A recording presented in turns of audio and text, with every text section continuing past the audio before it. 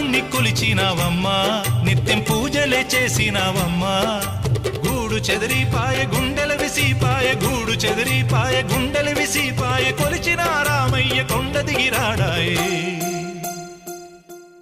వందనాలమ్మా అమ్మా వందనాలమ్మా